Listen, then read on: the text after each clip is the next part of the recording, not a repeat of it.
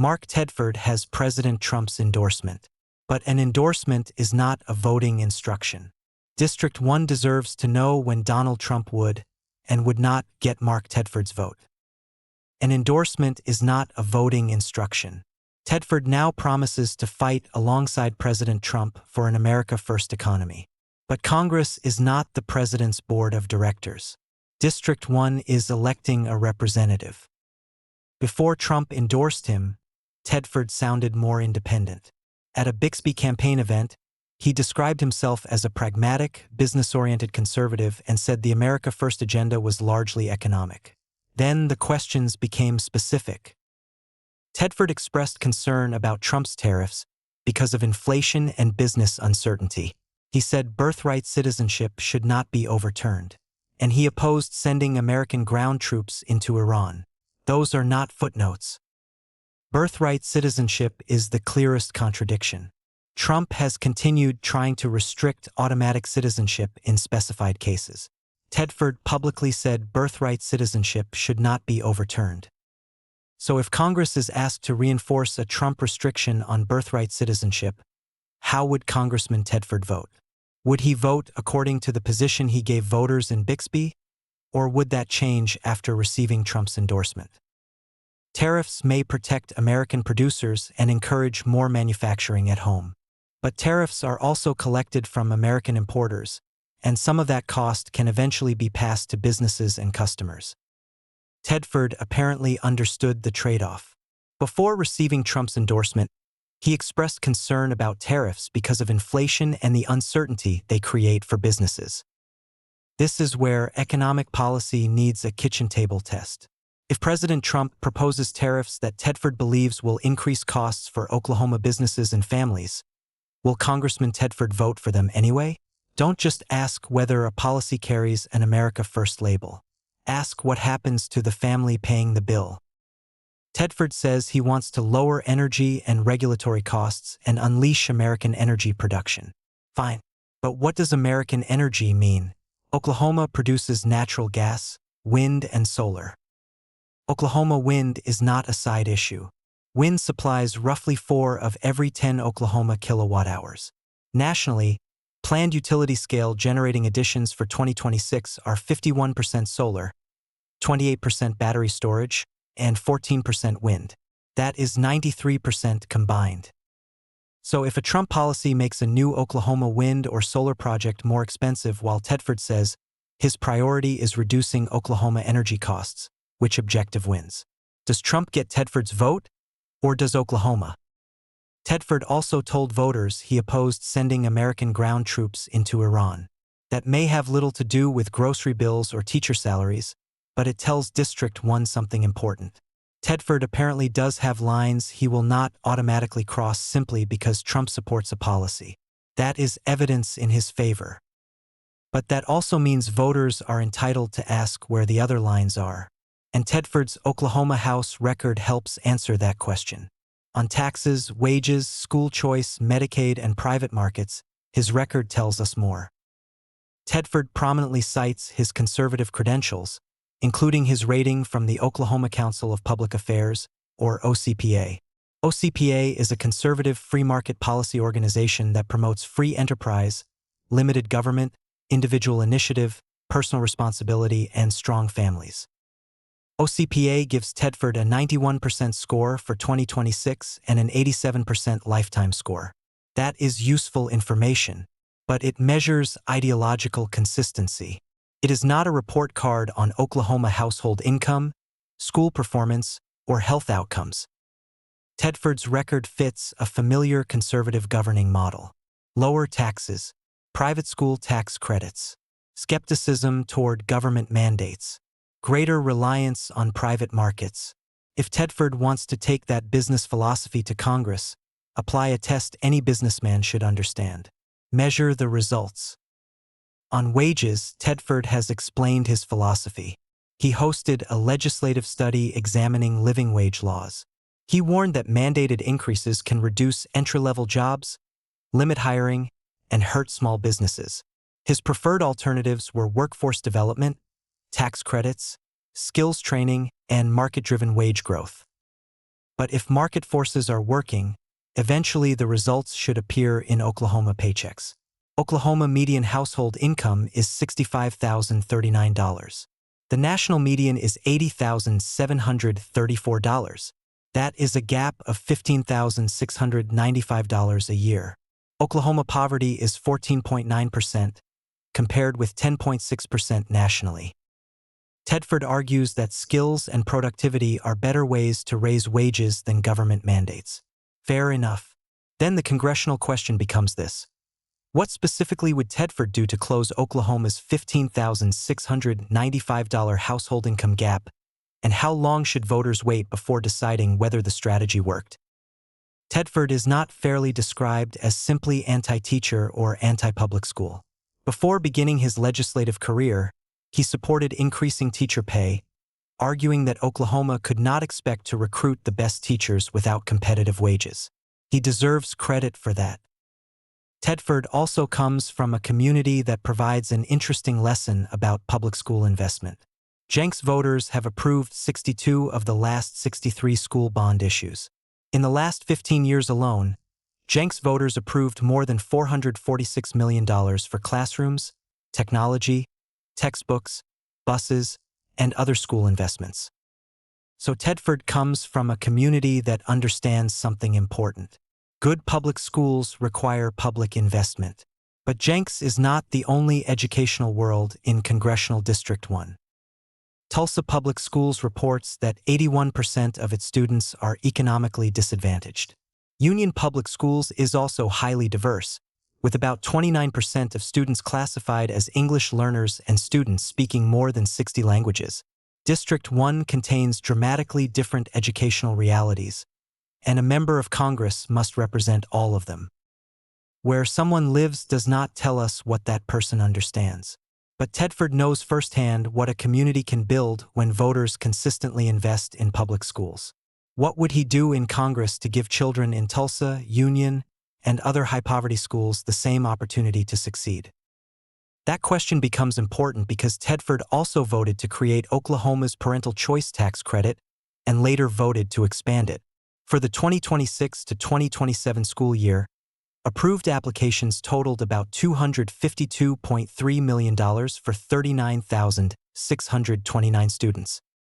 Only 3,132 of 39,629 approved students were reported as having attended an Oklahoma public school during the prior semester. That is 7.9% or about 8%.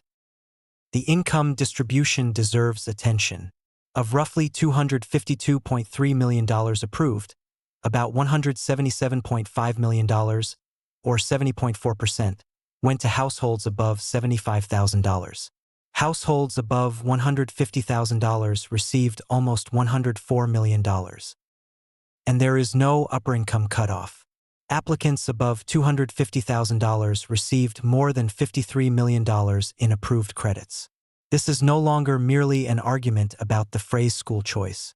It is a budget decision. This is also a rural question. A tax credit can help you choose a private school only if there is a practical private school to choose. Tulsa and Oklahoma City families have numerous options. Many rural Oklahoma families do not. A statewide subsidy does not create meaningful school choice in a town where there is no second school. In many communities, the public school is not one choice among 5. It may be the only choice. Title I is the principal federal program directing additional education resources toward districts and schools serving concentrations of lower-income children. A school where children from low-income families make up at least 40% of enrollment can operate a school-wide Title I program. Recent Oklahoma reporting has put the share of public school students attending Title I eligible schools at about 60%. A separate federal funding data set lists 523,476 Oklahoma students participating in Title I programs. The two measures are not identical, but either way, this is not a fringe program. So Tedford should be asked directly. If Congress tries to move more federal education resources toward private school subsidies, how would he protect Title I's basic purpose of concentrating resources on lower-income students and high-poverty schools?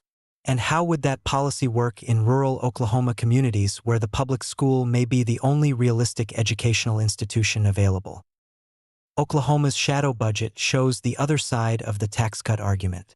My broader estimate is approximately $1.5 billion, including major tax code spending and a separate endowment set aside related to reducing or eliminating the state income tax.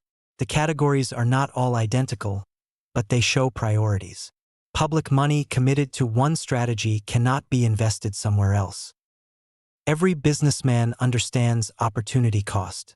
Money committed to tax preferences, industry incentives, income tax reductions, and private school credits cannot simultaneously be invested in schools, health access, nutrition, childcare, or workforce development. Did Oklahoma make the right investments? Tedford's approach to Medicaid provides another example. During a discussion of Medicaid work requirements, he argued that more recipients entering employment could move from Medicaid into private insurance. One advantage he identified was higher reimbursement to providers because private insurance generally pays hospitals more than Medicaid. That could improve hospital finances. But it does not answer the patient's question.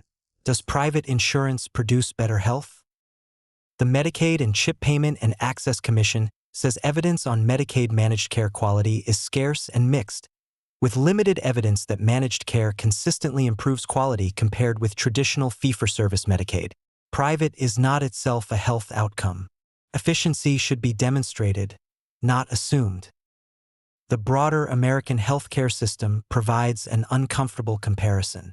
The OECD reports that U.S. life expectancy is 78.4 years, which is 2.7 years below the OECD average.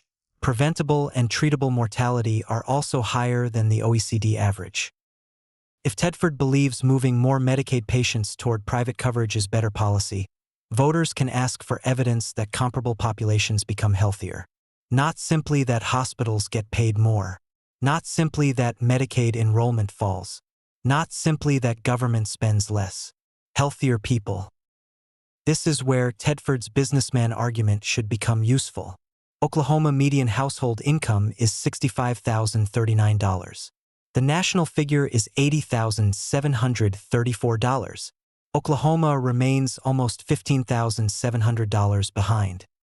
On the 2024 National Assessment of Educational Progress, Oklahoma's 8th grade reading score was statistically lower than 42 states and jurisdictions and higher than none.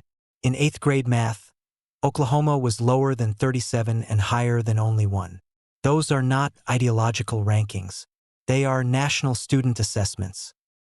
The Commonwealth Fund's 2025 State Health System Performance Scorecard ranks Oklahoma 49th.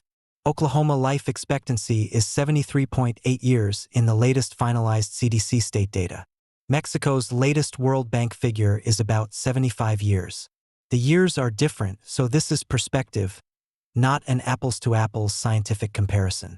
But 73.8 years is sobering on its own.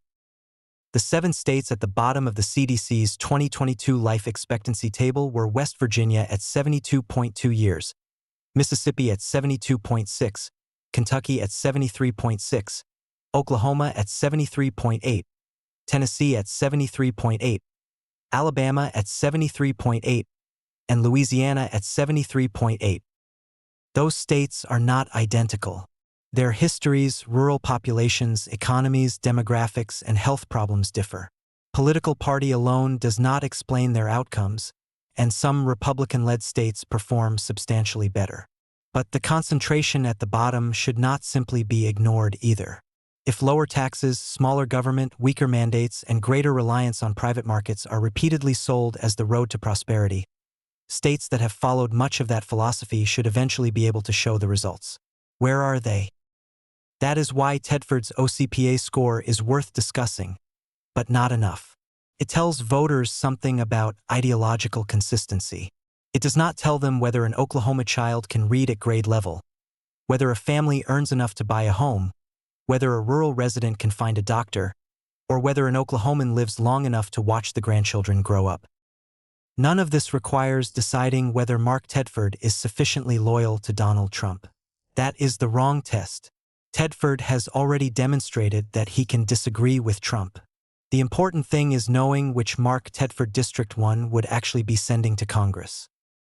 District 1 deserves answers.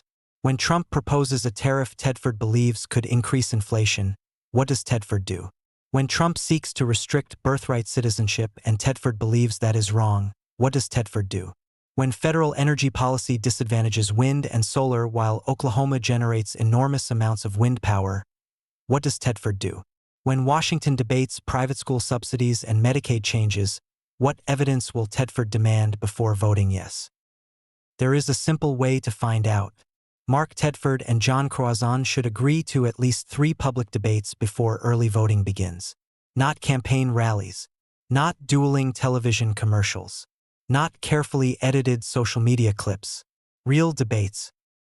The first debate should focus on household costs and the economy, taxes, tariffs, federal spending, the national debt, and the recent federal tax and spending law. The second should focus on health and economic security, Medicaid, SNAP, Social Security, Medicare, prescription drug costs, veterans, and rural hospitals. The third should focus on Oklahoma's future, public education, Title I, community schools, private school subsidies, infrastructure, immigration, energy, data centers, and public safety. The rules should be simple: equal speaking time, real rebuttals, genuine follow-up questions, general subjects disclosed beforehand, but neither campaign approving individual questions. Every debate should be recorded and made available to the public in full. Let voters compare. Donald Trump has given Mark Tedford his endorsement. District 1 still deserves to know when Donald Trump would and would not get Mark Tedford's vote. Mark Tedford and John Croizon should agree to 3 public debates. District 1 voters deserve nothing less. Follow the money at langdon.substack.com.